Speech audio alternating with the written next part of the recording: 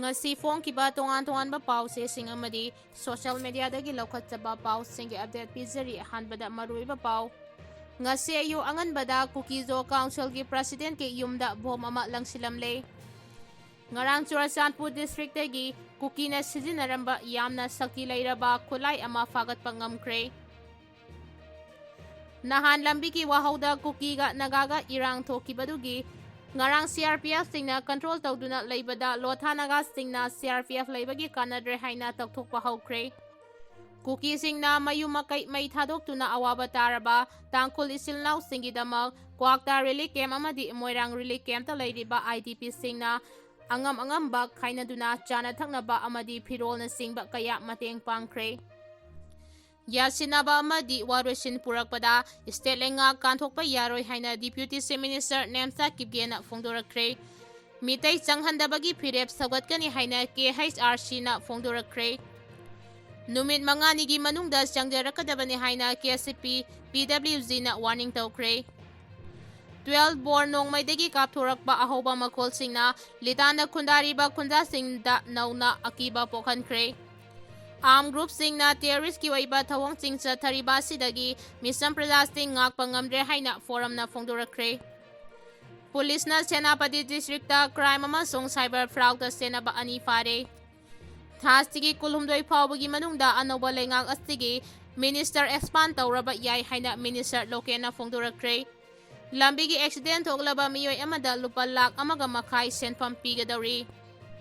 Meitei na Manipur gi yanglen saru oiraga khundaminariba furup singna maroiba kayat oiraga apunbagi masak oiribani haina bimola koijamna phongdorakhre US da thiba khangdana lairakiba India gi mahairoi ama sina fangle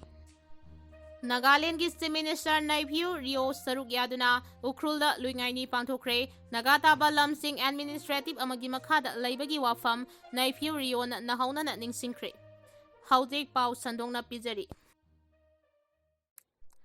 Meitei changhandabagi phirep saugatkani haina KHRC na phongdorakhre Kuki miyamna matam kayagi mamangdagi tanduna lakliba demand gi matangda political gi oiba solution ama lakriba phawba Kuki area da Meitei community gi miyoi amata changhandaba haina thasigi tarani thoida Indigenous Tribal Leader Forum ITLF na lawkiba phirep adubu Kuki Human Rights Council KHRC na saugalagli KHRC na thadurakpa chirol amada hai ITLF na lawkiba phirep ase Kuki miyam gi safety amadi security gi damak tangai phadana lawkiba phirep ni haiba wafam thamladuna Meitei community na chahi kayagi mamangdagi Kuki miyam gi mathakta hingchagi thawong kaya chathaduna lakliba asidagi Kuki sing kanjanaba amata ngairaba pambaide tokhaiba lengak ama leiba haiba asina oigani matam kayagi mamangdagi tanduna lakliba demand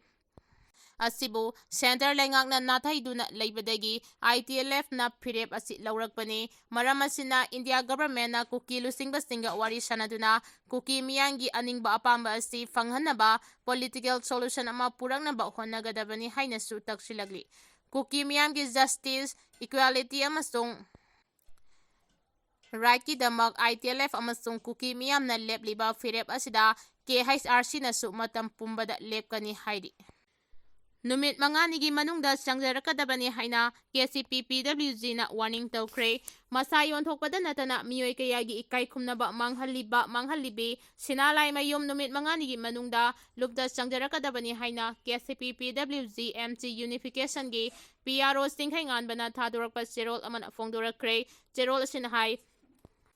Refugee Kuki singna chatharakpa langi chaithengna kanglai khunaida supam nompham khangdana leiringai cherak asida selgidamak kanglai gi nupi oibi kharana kanglai khunaibu manghannaba honaribasti hakchina lawi sel kharagidamak nupi oibi singi yamna seksina thamnariba masabu karisu leitaba mawongda lona amadi fongna yonbata natana masak naiba miyoi kayagi ikai khumnaba manghanaba honabada sinalai mayumsu yaurakpasti tasengna yamna laibak thibane Mamang thaktagi apunba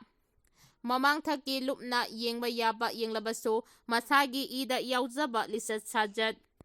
ama oina social media da hakchang uthokjaduna kanglei khunaibu karisu leitana khanba amadi handakta Manipur Legislative Assembly Speaker oiba sangnairaba politician amada aranba oidaba khudam changdam piba ngamdaba thodok amaga mari leinana social media da viral oirakibi sinalai mayum ngasidagi numit manganigi manungda lupta changjarakadabani karigumba changjaraktaba tarabadi mahak imung manunggi miyoi single loinana Manipur da sahi manga leiba yahandanaba amadi akanba sairak pinabagi thabak paikhalakpa yai masang nairaba politician ama Delhi Asok Hotel da laiminaki amasung lupa lakh ama pirami haina sandorakraba matungda thodok adu English ani kulumdoi kunmari mamangda masak khangdaba miyoi kharana hayankhibani haina amuk sengdoraki hiramasigi matangda lupta sangjaraktuna mayek sengna paudamgadabani haina sterol asina fongdorakdi Yasinaba amadi waroisin purakpada state lenga kanthokpa yaroi haina Deputy Chief Minister Nemsa Kipgena fongdorakre Manipurgi crisis asi center lenga khaktana waroisin purakpa ngamloi yasinaba amasung waroisin purakpada state lenga kanthokpa yaroi haina Deputy Chief Minister Nemsa Kipgena fongdorakre the week na akhanana lauba interview amada Manipurgi ahanba nupi Deputy Chief Minister Nemsa Kipgena Mathaki wafam asi fongdokladuna mahangna hai Manipur crisis asigi waroisin ama puraknabagidamak mahang masamak haujik assembly da physically oina saruk yaba ngamdragasu state government asida mahang masamak saruk yaribani politics haibasi service tauba adubuni politics ki khuthangda aigi miyambu seba tauribani lusingba ama haibasi sakti paiba amadi pham asauba paiba adu khaktanate pukchel chengna amadi daita yauna miyangi seba tauba adubuni hainasu mahangna fongdoki Mahangna Manipur lengakta sawat khraba matungda singi mafam singda hingsagi thawong sing chatharakpaga mari leinana hangba wahang amagi pakhum piraduna mahangna hai aihangna Manipur lengang sembada saruk yabagi mayokta leblibasing adu lanna makoibu lamjingbadagini aihangna kari marangi phirep asi laukibano haiba makoi soidanamaki wakhal tarakigani physically oina community marakta tokhaina leinariba astigi political solution ama purakpa mathau tabana mahang masamak Manipur lengak asti paibada saruk yaribani haiba wafam thamki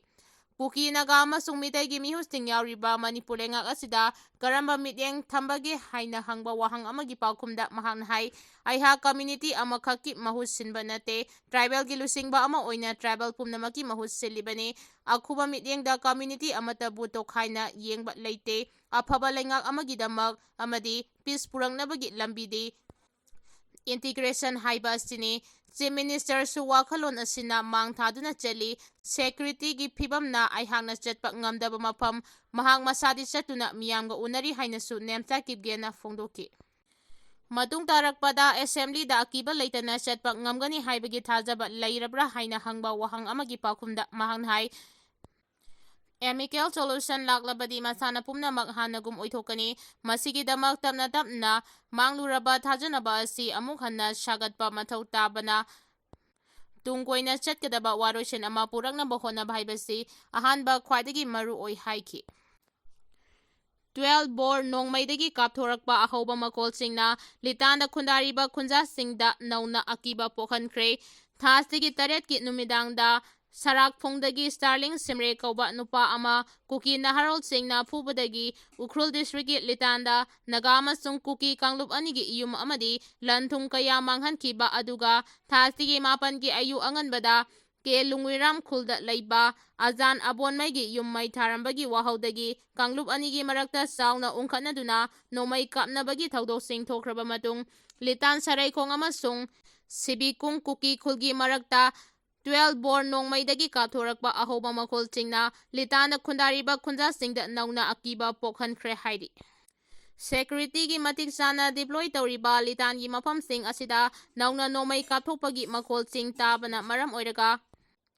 security gi matik sana deploy tawriba litan gi mafamsing asida nauna Nongmei kapthorakpagi makolching tabana maram oiraga Kuki amasung tangkhul khunjasingi marakta thajanadaba adumak leiri Manipur police na X ki khutangda thagalakpa post amagi matung ina Sikibung Kuki Khul amasung Saraikong Tangkhul Khulanigi marakta Singkhongdagi kapthorakiba Nongmei singadu Tangkhul volunteer nani haibak khangba ngamle kapthorakiba Nongmei singadu black fire ꯉꯥꯛꯇꯅꯤ ꯍꯥꯏꯔꯤ꯫ ꯑꯥꯔꯝ ꯒ꯭ꯔꯨꯞꯁꯤꯡꯅ ꯇꯦꯔꯣꯔꯤꯁꯀꯤ ꯑꯣꯏꯕ ꯊꯧꯑꯣꯡꯁꯤꯡ ꯆꯠꯊꯔꯤꯕ ꯑꯁꯤꯗꯒꯤ ꯃꯤꯆꯝ ꯄ꯭ꯔꯖꯥꯁꯤꯡ ꯉꯥꯛꯄ ꯉꯝꯗ꯭ꯔꯦ ꯍꯥꯏꯅ ꯐꯣꯔꯝꯅ ꯐꯣꯡꯗꯣꯔꯛꯈ꯭ꯔꯦ꯫ ꯂꯝꯗꯝ ꯑꯁꯤꯒꯤ ꯃꯤꯆꯝꯁꯤꯡꯕꯨ ꯃꯌꯨꯝ ꯃꯀꯩ ꯊꯥꯗꯣꯛꯇꯨꯅ ꯂꯥꯟꯖꯦꯟꯅꯍꯟꯕꯗ ꯍꯛꯊꯦꯡꯅꯅ ꯆꯦꯟꯅꯔꯤꯕ ꯈꯨꯠꯂꯥꯏ ꯄꯥꯏꯕ ꯒ꯭ꯔꯨꯞꯁꯤꯡꯅ ꯆꯠꯊꯔꯤꯕ ꯇꯦꯔꯣꯔꯤꯁꯀꯤ ꯊꯧꯑꯣꯡ ꯑꯁꯤꯗꯒꯤ ꯃꯤꯌꯥꯝꯕꯨ ꯅꯤꯡꯊꯤꯅ ꯉꯥꯛ ꯁꯦꯟꯅꯕ ꯍꯣꯠꯅꯕ ꯉꯝꯗ꯭ꯔꯦ ꯍꯥꯏꯅ youth forum for protection human ꯔꯥꯏꯠꯁꯅ ꯊꯥꯗꯣꯔꯛꯄ ꯆꯦꯔꯣꯜ ꯑꯃꯅ ꯍꯥꯏꯔꯤ꯫ ꯆꯦꯔꯣꯜ ꯑꯁꯤꯅ ꯃꯈꯥ ꯇꯥꯅ ꯍꯥꯏꯔꯤꯕꯅ ꯑꯁꯤꯒꯨꯝꯕ ꯈꯨꯠꯂꯥꯏ ꯄꯥꯏꯕ ꯂꯨꯞꯁꯤꯡ ꯑꯁꯤꯅ ꯃꯁꯥꯒꯤ ꯏꯟꯇꯔꯦꯁꯇ ꯆꯠꯊꯔꯛꯄ ꯇꯦꯔꯣꯔꯤꯁꯀꯤ ꯑꯣꯏꯕ ꯊꯧꯑꯣꯡꯁꯤꯡ ꯑꯁꯤꯗꯒꯤ ꯃꯤꯆꯝ ꯄ꯭ꯔꯖꯥꯁꯤꯡꯕꯨ ꯉꯥꯛ ꯁꯦꯟꯅꯕ ꯁ꯭ꯇꯦꯠꯅ ꯂꯧꯈꯠꯂꯤꯕ ꯊꯕꯛ ꯊꯧꯔꯝꯁꯤꯡꯗ ꯅꯨꯡꯅꯥꯡꯕ ꯐꯣꯡꯗꯣꯛꯂꯗꯨꯅ ꯐꯣꯔꯝ ꯑꯁꯤꯒꯤ ꯃꯥꯏꯀꯩꯗꯒꯤ ꯃꯈꯥ ꯇꯥꯅ ꯍꯥꯏꯔꯤꯕꯗꯤ ꯍꯟꯗꯛ ꯎꯈ꯭ꯔꯨꯜ ꯗꯤꯁꯇ꯭ꯔꯤꯛꯀꯤ ꯂꯤꯇꯥꯟꯗ ꯊꯣꯛꯈꯤꯕ ꯍꯤꯡꯁꯥꯒꯤ ꯊꯧꯗꯣꯛ ꯑꯗꯨꯅ ꯃꯤꯆꯝ ꯀꯌꯥ ꯂꯥꯟꯖꯦꯟꯅꯈꯤꯕ ꯑꯃꯁꯨꯡ ꯌꯨꯝ ꯀꯌꯥ ꯃꯩ ꯊꯥꯈꯤꯕ ꯑꯗꯨ ꯊꯃꯣꯏ ꯁꯣꯛꯅꯤꯡꯉꯥꯏ ꯑꯣꯏꯕ ꯊꯧꯗꯣꯛꯅꯤ꯫ ꯍꯥꯏꯔꯤꯕ ꯊꯧꯗꯣꯛꯁꯤꯡ ꯑꯗꯨ ꯁꯦꯟꯇ꯭ꯔꯦꯜ ꯐꯣꯔꯁ ꯑꯃꯁꯨꯡ ꯁ꯭ꯇꯦꯠ ꯑꯥꯔꯝ ꯐꯣꯔꯁꯀꯤ ꯀꯥꯡꯕꯨꯁꯤꯡ ꯂꯩꯅ ꯊꯣꯛꯈꯤꯕꯅꯤ꯫ ꯊꯧꯗꯣꯛ ꯑꯗꯨ ꯃꯇꯝ ꯆꯥꯅ ꯍꯤꯡꯁꯥꯒꯤ ꯊꯧꯗꯣꯛꯁꯤꯡ ꯑꯗꯨ ꯂꯥꯛꯁꯤꯟꯕ ꯉꯝꯗꯕꯇ ꯅꯠꯇꯅ ꯍ꯭ꯌꯨꯃꯦꯟ ꯔꯥꯏꯠ ꯈꯣꯡꯒꯣꯏꯅꯕꯒꯤ ꯌꯥꯝꯅ ꯃꯌꯦꯛ ꯂꯥꯔꯕ ꯈꯨꯗꯝ ꯑꯣꯏꯕꯇ ꯅꯠꯇꯅ ꯊꯧꯑꯣꯡꯁꯤꯡ ꯑꯁꯤ ꯁꯦꯟꯇ꯭ꯔꯦꯜ ꯐꯣꯔꯁ ꯑꯃꯁꯨꯡ ꯁ꯭ꯇꯦꯠ ꯂꯩꯉꯥꯛꯀꯤ ꯑꯁꯣꯏꯕ ꯑꯃꯁꯨꯡ ꯌꯦꯡꯁꯤꯟꯕ ꯋꯥꯠꯄꯒꯤ ꯈꯨꯗꯝꯅꯤ꯫ ꯁ꯭ꯇꯦꯠ ꯑꯁꯤꯗ ꯑꯁꯤꯒꯨꯝꯕ ꯏꯟꯇꯔꯀꯝꯃ꯭ꯌꯨꯅꯦꯜ ꯀ꯭ꯂꯥꯁꯀꯤ ꯊꯧꯗꯣꯛ ꯀꯌꯥ ꯑꯃ ꯊꯣꯛꯈ꯭ꯔꯦ꯫ ꯑꯗꯨꯕꯨ ꯍꯥꯏꯔꯤꯕ ꯊꯧꯗꯣꯛꯁꯤꯡ ꯑꯗꯨꯒꯤ ꯃꯇꯥꯡꯗ ꯃꯇꯤꯛ ꯆꯥꯕ ꯏꯟꯚꯦꯁꯇꯤꯒꯦꯁꯟ ꯑꯃꯠꯇ ꯄꯥꯡꯊꯣꯛꯄ ꯉꯝꯗ꯭ꯔꯦ꯫ ꯁ꯭ꯇꯦꯠ ꯃꯦꯀꯥꯅꯤꯖꯝ ꯑꯁꯤ ꯁꯤꯇꯤꯖꯟꯁꯤꯡꯒꯤ ꯔꯥꯏꯠ ꯃꯄꯨꯡ ꯐꯥꯅ ꯉꯥꯛ ꯁꯦꯟꯕ ꯉꯝꯗ꯭ꯔꯦ꯫ ꯃꯔꯝ ꯑꯗꯨꯅ ꯑꯁꯤꯒꯨꯝꯕ ꯍꯤꯡꯁꯥꯒꯤ ꯊꯧꯗꯣꯛꯁꯤꯡ ꯑꯁꯤ ꯍꯧꯈꯤꯕ ꯆꯍꯤ 1940ꯗꯒꯤ ꯍꯧꯅ ꯉꯁꯤ ꯐꯥꯎꯕ ꯂꯦꯞꯇꯅ ꯊꯣꯛꯂꯤ ꯍꯥꯏꯅ ꯐꯣꯡꯗꯣꯛꯈꯤ꯫ ꯑꯁꯤꯒꯨꯝꯕ ꯊꯧꯗꯣꯛꯁꯤꯡ ꯑꯁꯤ ꯍꯥꯏꯌꯔ ꯂꯦꯚꯦꯜꯗꯒꯤ ꯔꯤꯃꯣꯠ ꯇꯧꯗꯨꯅ ꯃꯁꯤꯗ ꯁꯦꯟꯇ꯭ꯔꯦꯜ ꯐꯣꯔꯁꯁꯤꯡ ꯑꯃꯁꯨꯡ ꯁ꯭ꯇꯦꯠ ꯑꯥꯔꯝ ꯐꯣꯔꯁꯅꯆꯤꯡꯕ ꯁ꯭ꯇꯦꯠ ꯃꯦꯀꯥꯅꯤꯖꯝꯁꯤꯡ ꯑꯁꯤ ꯌꯥꯎꯔꯕ꯭ꯔꯥ ꯍꯥꯏꯕꯒꯤ ꯑꯆꯧꯕ ꯋꯥꯍꯪ ꯑꯃ ꯑꯣꯏꯔꯦ꯫ ꯍꯤꯡꯁꯥ ꯂꯥꯛꯁꯤꯟꯕꯒꯤ ꯅꯃꯥꯗ ꯌꯥꯝꯂꯕ ꯁꯦꯟꯇ꯭ꯔꯦꯜ ꯁꯦꯀ꯭ꯌꯨꯔꯤꯇꯤ ꯐꯣꯔꯁ ꯗꯤꯄ꯭ꯂꯣꯏ ꯇꯧꯔꯕꯁꯨ ꯑꯁꯤꯒꯨꯝꯕ ꯊꯧꯗꯣꯛꯁꯤꯡ ꯊꯣꯛꯍꯜꯂꯤꯕ ꯑꯁꯤ ꯁ꯭ꯇꯦꯠ ꯂꯩꯉꯥꯛꯁꯨ ꯌꯥꯎꯔꯕ꯭ꯔꯥ ꯍꯥꯏꯕꯒꯤ ꯆꯤꯡꯅꯗꯕ ꯉꯝꯗꯦ꯫ ꯍꯤꯡꯁꯥ ꯑꯃꯁꯨꯡ ꯐꯨꯔꯨꯞꯁꯤꯡꯒꯤ ꯃꯔꯛꯇ ꯅꯨꯡꯁꯤ ꯆꯥꯟꯅꯅ ꯍꯤꯡꯃꯤꯟꯅꯔꯤꯕ ꯑꯁꯤꯗ ꯑꯌꯦꯠꯄ ꯑꯄꯟꯕ ꯄꯤꯕꯒꯤ ꯊꯧꯗꯣꯛꯁꯤꯡ ꯑꯁꯤ ꯇꯣꯏꯅ ꯊꯣꯛꯄꯅ ꯃꯔꯝ ꯑꯣꯏꯔꯒ ꯃꯤꯌꯥꯝ ꯅꯤꯡꯊꯤꯅ ꯉꯥꯛ ꯁꯦꯟꯕ ꯉꯝꯗ꯭ꯔꯦ꯫ ꯃꯔꯝ ꯑꯗꯨꯅ ꯑꯁꯤꯒꯨꯝꯕ ꯃꯤꯌꯥꯝꯗ ꯇꯦꯔꯣꯔꯥꯏꯖ ꯇꯧꯕꯒꯤ ꯊꯧꯑꯣꯡ ꯑꯁꯤ ꯂꯦꯞꯍꯟꯅꯕ ꯏꯟꯗꯤꯌꯥ ꯒꯚꯔꯟꯃꯦꯟꯠꯇ ꯇꯛꯁꯤꯜꯂꯤ ꯍꯥꯏꯔꯤ꯫ ꯅꯥꯒꯥꯂꯦꯟꯗꯒꯤ ꯆꯤꯐ ꯃꯤꯅꯤꯁꯇꯔ ꯅꯩꯐ꯭ꯌꯨ ꯔꯤꯑꯣ ꯁꯔꯨꯛ ꯌꯥꯗꯨꯅ ꯎꯈ꯭ꯔꯨꯜꯗ ꯂꯨꯏꯉꯥꯏꯅꯤ ꯄꯥꯡꯊꯣꯛꯈ꯭ꯔꯦ꯫ ꯅꯥꯒꯥ ꯇꯥꯕ ꯂꯝꯁꯤꯡ ꯑꯦꯗꯃꯤꯅꯤꯁꯇ꯭ꯔꯦꯇꯤꯕ ꯑꯃꯒꯤ ꯃꯈꯥꯗ ꯂꯩꯕꯒꯤ ꯋꯥꯐꯝ ꯅꯩꯐ꯭ꯌꯨ ꯔꯤꯑꯣꯅ ꯅꯧꯍꯧꯅꯅ ꯅꯤꯡꯁꯤꯡꯈ꯭ꯔꯦ꯫ ꯅꯥꯒꯥꯂꯦꯟꯗꯒꯤ ꯆꯤꯐ ꯃꯤꯅꯤꯁꯇꯔ ꯅꯩꯐ꯭ꯌꯨ ꯔꯤꯑꯣꯅ ꯑꯊꯣꯏꯕ ꯃꯤꯊꯨꯡꯂꯦꯟ ꯑꯣꯏꯗꯨꯅ ꯉꯔꯥꯡ ꯎꯈ꯭ꯔꯨꯜ ꯗꯤꯁꯇ꯭ꯔꯤꯛ ꯍꯦꯗꯀ꯭ꯋꯥꯇꯔꯗ ꯁ꯭ꯇꯦꯠꯀꯤ ꯊꯥꯛꯇ ꯂꯨꯏꯉꯥꯏꯅꯤ ꯐꯦꯁꯇꯤꯚꯦꯜ ꯉꯔꯥꯡ ꯄꯥꯡꯊꯣꯛꯈ꯭ꯔꯦ꯫ ꯑꯊꯣꯏꯕ ꯃꯤꯊꯨꯡꯂꯦꯟꯒꯤ ꯋꯥꯔꯣꯜꯗ ꯅꯥꯒꯥꯂꯦꯟꯗꯒꯤ ꯆꯤꯐ ꯃꯤꯅꯤꯁꯇꯔ ꯅꯩꯐ꯭ꯌꯨ ꯔꯤꯑꯣꯅ ꯅꯥꯒꯥ ꯀꯝꯃ꯭ꯌꯨꯅꯤꯇꯤꯒꯤ ꯌꯨꯅꯤꯇꯤ ꯃꯔꯨꯑꯣꯏꯕ ꯋꯥꯐꯝ ꯐꯣꯡꯗꯣꯛꯄꯒ ꯂꯣꯏꯅꯅ ꯅꯥꯒꯥ ꯇꯥꯕ ꯂꯝꯁꯤꯡ ꯑꯦꯗꯃꯤꯅꯤꯁꯇ꯭ꯔꯦꯇꯤꯕ ꯑꯃꯒꯤ ꯃꯈꯥꯗ ꯂꯩꯍꯟꯅꯕ ꯗꯤꯃꯥꯟꯒꯤ ꯃꯇꯥꯡꯗꯁꯨ ꯅꯧꯍꯧꯅꯅ ꯅꯤꯡꯁꯤꯡꯈꯤ꯫ ꯂꯣꯏꯅꯅ ꯂꯣꯁꯤ ꯗꯤꯈꯣꯅꯁꯨ ꯃꯅꯤꯄꯨꯔ ꯂꯩꯉꯥꯛꯀꯤ ꯗꯤꯄ꯭ꯌꯨꯇꯤ ꯆꯤꯐ ꯃꯤꯅꯤꯁꯇꯔ ꯑꯣꯏꯔꯛꯄꯗ ꯑꯄꯦꯟꯕ ꯐꯣꯡꯗꯣꯛꯂꯗꯨꯅ ꯂꯣꯁꯤ ꯗꯤꯈꯣꯅ ꯗꯤꯄ꯭ꯌꯨꯇꯤ ꯆꯤꯐ ꯃꯤꯅꯤꯁꯇꯔ ꯑꯣꯏꯔꯛꯄ ꯍꯥꯏꯕꯁꯤ ꯄꯥꯔꯇꯤꯒꯤ ꯈꯛꯇ ꯅꯠꯇꯅ ꯅꯥꯒꯥ ꯃꯤꯄꯨꯝ ꯈꯨꯗꯤꯡꯃꯛꯀꯤ ꯑꯣꯏꯅ ꯆꯥꯎꯊꯣꯛꯆꯅꯤꯡꯉꯥꯏꯅꯤ ꯍꯥꯏꯈꯤ꯫ ꯌꯨ.ꯑꯦꯁ.ꯇ ꯊꯤꯕ ꯈꯪꯗꯅ ꯂꯩꯔꯛꯈꯤꯕ ꯏꯟꯗꯤꯌꯥꯒꯤ ꯃꯍꯩꯔꯣꯏ ꯑꯃ ꯁꯤꯅ ꯐꯪꯂꯦ꯫ ꯌꯨꯅꯤꯚꯔꯁꯤꯇꯤ ꯑꯣꯐ ꯀꯦꯂꯤꯐꯣꯔꯅꯤꯌꯥ ꯕꯔꯀꯦꯂꯤꯗ ꯄꯣꯁꯠ ꯒ꯭ꯔꯦꯖꯨꯑꯦꯠ ꯇꯝꯕ ꯁꯀꯦꯁ ꯁ꯭ꯔꯤꯅꯕꯁꯤꯌꯥ ꯀꯧꯕ ꯀꯔꯅꯥꯇꯀꯥꯗꯒꯤ ꯃꯍꯩꯔꯣꯏ ꯑꯃ ꯊꯤꯕ ꯈꯪꯗꯅ ꯂꯩꯔꯛꯈꯤꯕꯗꯨ ꯁꯤꯅ ꯐꯪꯂꯦ ꯍꯥꯏꯅ ꯁꯦꯟꯇꯔ ꯐ꯭ꯔꯦꯟꯁꯤꯁꯀꯣꯗ ꯂꯩꯕ ꯀꯟꯁꯨꯂꯦꯠ ꯖꯦꯅꯔꯦꯜ ꯑꯣꯐ ꯏꯟꯗꯤꯌꯥꯅ ꯐꯣꯡꯗꯣꯛꯈ꯭ꯔꯦ꯫ ꯁꯣꯁꯤꯌꯦꯜ ꯃꯤꯗꯤꯌꯥ ꯄ꯭ꯂꯦꯠꯐꯣꯔꯝ ꯑꯦꯛꯁꯇ ꯊꯥꯒꯠꯂꯛꯄ ꯋꯥꯔꯣꯜ ꯑꯃꯗ ꯀꯣꯟꯁꯨꯂꯦꯠꯅ ꯍꯥꯏꯈꯤ ꯊꯤꯕ ꯈꯪꯗꯅ ꯂꯩꯔꯛꯈꯤꯕ ꯃꯍꯩꯔꯣꯏ ꯑꯗꯨ ꯁꯤꯅ ꯐꯪꯂꯦ ꯍꯥꯏꯅ ꯂꯣꯀꯦꯜ ꯄꯨꯂꯤꯁꯅ ꯀꯟꯐꯥꯔꯝ ꯇꯧꯔꯦ꯫ ꯂꯩꯈꯤꯗ꯭ꯔꯕꯒꯤ ꯏꯃꯨꯡ ꯃꯅꯨꯡꯅ ꯊꯋꯥꯏ ꯌꯥꯎꯗ꯭ꯔꯕ ꯍꯛꯆꯥꯡ ꯑꯗꯨ ꯏꯟꯗꯤꯌꯥꯗ ꯄꯨꯔꯛꯅꯕꯒꯤ ꯊꯧꯔꯥꯡ ꯂꯧꯈꯠꯄꯗ ꯀꯟꯁꯨꯂꯦꯠꯅ ꯃꯊꯧ ꯇꯥꯕ ꯇꯦꯡꯕꯥꯡ ꯄꯨꯝꯅꯃꯛ ꯄꯥꯡꯒꯅꯤ꯫ ꯃꯁꯥꯒꯤ ꯆꯍꯤ 22 ꯁꯨꯔꯕ ꯃꯍꯩꯔꯣꯏ ꯑꯗꯨ ꯆꯠꯂꯤꯕ ꯊꯥ ꯑꯁꯤꯒꯤ ꯐꯦꯕ꯭ꯔꯨꯋꯥꯔꯤ 9ꯗꯒꯤ ꯍꯧꯅ ꯊꯤꯕ ꯈꯪꯗꯅ ꯂꯩꯔꯛꯈꯤꯕꯅꯤ꯫ ꯌꯨ.ꯑꯦꯁ.ꯇ ꯇꯝꯕ ꯏꯟꯗꯤꯌꯥꯒꯤ ꯃꯍꯩꯔꯣꯏ ꯁꯤꯕꯒꯤ ꯊꯧꯗꯣꯛ ꯍꯟꯗꯛꯀꯤ ꯑꯁꯤꯅ ꯑꯍꯥꯟꯕ ꯅꯠꯇꯦ꯫ ꯇꯣꯉꯥꯟ ꯇꯣꯉꯥꯟꯕ ꯂꯩꯕꯥꯛꯁꯤꯡꯗ ꯇꯝꯂꯤꯕ ꯏꯟꯗꯤꯌꯥꯒꯤ ꯃꯍꯩꯔꯣꯏꯁꯤꯡꯒꯤ ꯆꯦꯛꯁꯤꯟ ꯊꯧꯔꯥꯡ ꯂꯧꯈꯠꯄꯤꯅꯕ ꯃꯥꯏꯀꯩ ꯀꯌꯥꯗꯒꯤ ꯇꯛꯁꯤꯜꯂꯛꯂꯤ꯫